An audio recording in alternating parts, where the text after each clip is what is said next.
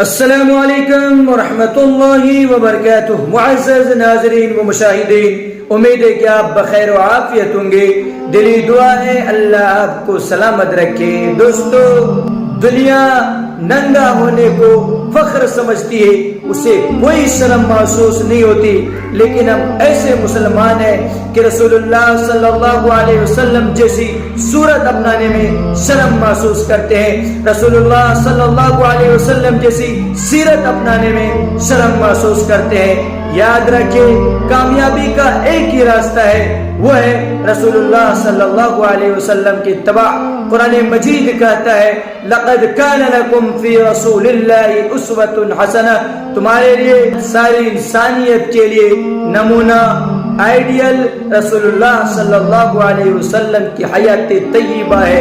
ان کی زندگی کو پڑھتے جاؤ، سمجھتے جاؤ، غور و فکر کرتے جاؤ اور اپنی زندگی میں اتارتے جاؤ، تب کامیابی ملے گی۔